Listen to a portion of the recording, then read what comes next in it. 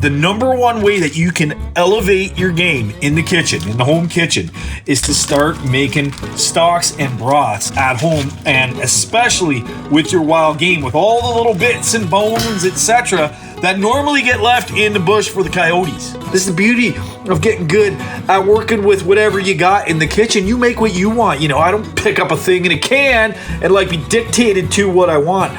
I want a little kick on it. I'm gonna put a little kick on it because I got pepper straight out of my garden to do it. Excuse my language. I'm a classy broad like that. Other than the pasta, this is a 100% homegrown, homemade, and straight off the property soup. In fact, the deer that I made this stock from, I think I shot that thing like 200 or 300 yards behind the house. And you would not believe how far I can stretch a little spike like that with dishes just like this by using the whole animal.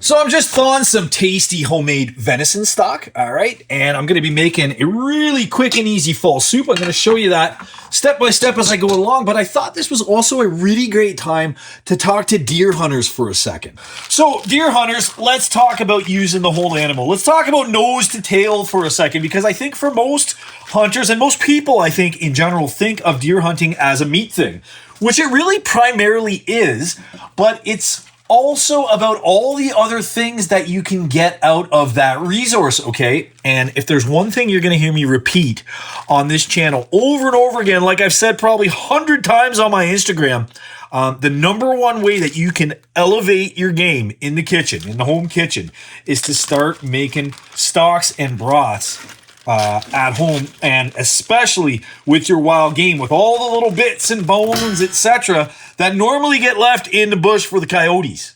Now, I'm gonna show you as much of this kind of stuff as I can here on YouTube, but I'm just getting the channel started.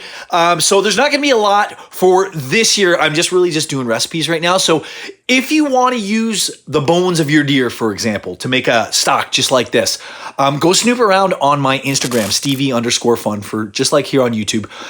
There are years of tips and tricks and how-to videos and tutorials on making delicious homemade stocks and broths on there, so head on over there. But basically, here's what I want to put out there in terms of nose to tail, what I have time to talk about right now, because I'm hungry and I want to make this soup. Every single part of the animal just about can be used in one way or another, and most of those can be used in the kitchen. This applies to literally every single wild game animal that I bring back home. I do something with it beyond just eating the meat from it, okay? And I think that's a really important concept. It brings you closer to the food in so many different ways. But before I go off on a tangent, let's use this deer as an example, okay? So, you know, I made a bunch of beautiful cuts for the table. I ground out a bunch, and it might surprise you to know that I literally eat the tongue of the deer. I eat as many organs as possible. And then I took those bones and I put them under the broiler and roasted them up real nice to get a whole bunch of flavor onto them. And then, you know, I boiled them a little bit, and then I simmered that for a good long time, hours and hours and hours, to make this stock. And if you get in the habit of making stocks and broths, not only can you just like whip up a soup like that, not only can you just like whip up some gravy like that, not only can you make all kind of fun little sauces, etc., to sort of elevate your dishes, you're using up more of that resource. Now, especially if you're a hunter who lives down south and you're just throwing this stuff in the garbage or taking it out to the dump or whatever, that's a shame, man. Guys like me, you know, I put the bits that I don't use back out into the forest, and then the coyotes and all the little critters that eat them cycle those nutrients, and it's good for the forest. But if you're like literally throwing this stuff out into a plastic garbage bag, man, there's so much more that can be done with it. But enough yakking there, buddy. Check it out. It's fully thawed. I've actually had the stovetop on medium the entire time I was talking there, and this has come up to temp. And check this out. I'm going to be doing a nice little blend here.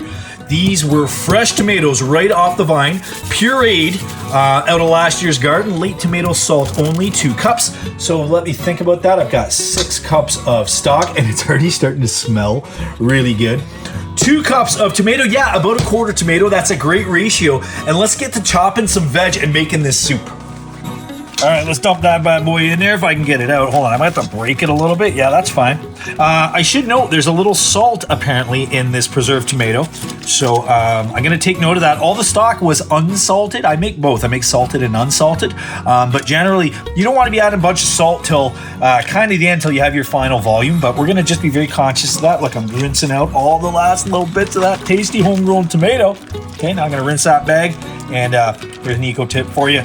I do recycle, wash, and reuse every single Ziploc that goes in this house. That one looks like one that hasn't been reused again, but it will be. It's going to hot soapy water, and this is just a really great tip. You can. I try to use every single Ziploc that comes into this house at least 10 times, and I pull it off and do much more than that sometimes. And while that tomato's coming up to temp, let me just show you what I got going on here. First, I got some homegrown carrots. Okay, I got another halfie there that I was eating last night. I'll probably jam all that in. I've got a bunch of homegrown celery here and tons more out in the porch. I think that'll be enough, but we'll see. I like a good celery kick on a veggie soup. I got a bunch of onions. So there's our holy trinity, right? There's our mirepoix. And I'm going to be cutting off all those tops and using these in eggs and all kind of other things. Maybe even some right in this soup, but those are coming off. And a quick tip on onions that start doing this. They start to get soft. So when you see that, you got to use them right away. They're still good. There's nothing wrong with it. It's not rotten or bad or anything, but they are getting a little soft. And this is a great use for an onion that's going south on you like that, is that you're throwing it in a soup. You want it soft anyway, and you don't even have to pre-saute it or anything, although I might. Anyway, there's some onions, and I'm even going to actually chuck in some peppers. I still have tons of peppers left from the garden. They're starting to go a little tiny bit soft on me too, and I want to use those up. Look at that beautiful orange coral pepper. Does need some surgery. It's got some bad bits, but hey, that's why you make soup, is to use up stuff like this. So first things first, let's save those tops, right? Like I said, super versatile. I use onion tops, green onions or scallions in kind of everything. I freaking love them. All right, and then I'm going to head over to the time lapse. We got a bunch of chopping to do here. I'm just going to get those off, and yeah. Time lapse time. And hey, you noticing a theme here? I save those onion tops. I use them for everything. I use every part of the vegetables I grow, as well as the animals I hunt. This is what modern self-reliance looks like. Hold on, I'm gonna be short both onions and celery. Give me a second, I'm gonna go grab some out of the porch. All right, that should do it, but I gotta clean them up a little bit first. And even that giant bowl of compost you see right there is gonna go right back into my soil to grow more food next year. Everything has a use. All right, check that out. I had the amounts wrong a couple of times and figured it out, but that's going to be a chunky monkey of a soup. All of this mirepoix is going into that stock right now. So we're effectively sort of making a broth as we go. I hope my pot is big enough, and I might have to add a little water maybe. I don't know, but that's a lot of freaking homegrown garden goodness right there going in. Yeah, you think I overdid it a little bit? There's lots of liquid there. We're gonna have to hand bomb this by eye, and hopefully it all fits, but I'm not overly worried. I think it's gonna go, actually. Okay, I got lucky. I didn't quite overdo it, but I was right on the edge of overdoing it. I'm just gonna mix that in. Okay, I'm not salting, I'm not pepping, I'm not doing anything. I just want this to simmer. This is the basis of the whole frickin' show right here. And I'll tell you what's amazing about that. Literally just dropping it in. These flavors haven't even gotten to know each other or anything, but just dropping it in, it smells like super tasty vegetable soup right off the hop. Incredible. Looks like I'm gonna have to go grab a few more peppers as well. And here's a hot tip for you. So the best of these celery leaves, and even these little tops and stuff, the best of them are gonna get dehydrated and processed for the winter. This is fresh celery straight out of the garden. I don't get to have that all year long here in Zone 4B in Central Ontario, okay? But the hot tip is this: the leaves are packed with delicious celery flavor for making soups just like this. You don't have to have the vegetable itself. You can make a banging ass soup with just celery leaf alone. Now, while that other stuff's been coming up to temp, I've been doing a little pepper surgery. Man, that orange coral pepper was way past where I thought it was. So I lost about half of it, but I got beautiful seeds. Now I gotta check this one. I'm not sure if this is a hybrid or not. I don't think it is. But if it is a hybrid, it won't come back true. There's no point in saving seeds. I got to do a little research there. But then I did save some seeds from these beautiful heirloom lipstick peppers. I don't know if you've ever seen these guys, but that is a sweet, tasty little pepper. And those will be for next year's garden. Look at all those beauties. But anyway, I'm just going to hack those up. And I got two unknown, I believe them to be of Hungarian origin, semi-hot peppers. And I'm gonna put a little tiny kick on that soup as well. This is the beauty of getting good at working with whatever you got in the kitchen. You make what you want. You know, I don't pick up a thing in a can and like be dictated to what I want. I want a little kick on it. I'm gonna put a little kick on it because I got pepper straight out of my fucking garden to do it. You know what I'm saying? Anyway, excuse my language. I'm a classy broad like that. But anyway, let me get to hacking up these peppers. I don't need a lot. I'm really just throwing them in because I have a bunch, and then we're gonna start getting serious about this little soup. Give me a second. I wish I could give you a little taste of these peppers right through the screen. All right, peppers in. Look at those beauties, man, and a little tiny bit of heat on there. Let's just see. Just jam those into the lid. Whatevs. Stir them in. She's coming up to temp now. I'm gonna turn that up a little bit. Oh, that smells amazing. Like immediately, I would eat it right now. I would literally eat it right now, but we're not done. Give me a second. Am I right? And now she's coming up to temp. I'm gonna chuck in the equivalent, let's say, of 1 large or 1.5 maybe bay leaves. Okay, these were just sort of crunched up at the bottom of the bag. Those are going in. Now it's time to salt and pep. All right, I'm gonna add a little salt to taste. I have to be mindful there was a little bit of salt in that tomato paste, okay? Bunch of fresh cracked pep, and we'll taste as we go along, obviously. You should do all this to taste, but salt and pep at every step, like I always say. And I didn't actually do that this time around because of that salt that was already in the tomato. I wanna taste it first. So, and there's no rush on salt, kind of ever really. You should do it as you go along in all the steps, but we skipped a step that I normally do every single time when I make this style of soup, but I'm just so hungry and it's actually kind of late. I'm just getting in from hunt. Let me explain. So best practice with a soup like this, if this kind of style vegetable soup is, you would first saute those carrots, onions, and celery, that holy trinity, that mirepoix, okay? You can really elevate their flavors by putting a little olive oil in a pan, sauteing those and maybe browning up the edges a little tiny bit, first softening up those onions and then adding them into the soup. But like I said, I'm just so freaking hungry and I want to eat, and garden fresh vegetables are a whole other ball game than stuff that you would get in the grocery store to start with. So this soup is going to be bursting with flavor, and I already know that. But it was a little bit lazy, I'll admit that. So if you want to elevate your soup at home, if you don't have garden fresh veggies, definitely don't skip that step. Saute that mirepoix for a little bit before you add it. Do as I say, not as I do.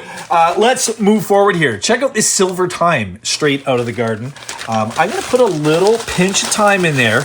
Okay, I always like vegetable soup with a little bit of these kind of herbs, man, and especially straight out of the garden. Just opening that bag is smelling so amazing right now. So I'm just going to start with a little pinch, and these kind of herbs that have, you know, those kind of essential oils inside them, they do take a minute to give up their secrets. So before I add any more, I'm just going to let that simmer for a little bit, maybe 10 or 15 minutes, and then I'm going to have a much better idea if I need to add more, and then we'll start doing some taste tests. The lid's going on in just 1 second to simmer, but tell me that's not starting to look just right. And oh my God, I wish you could smell that.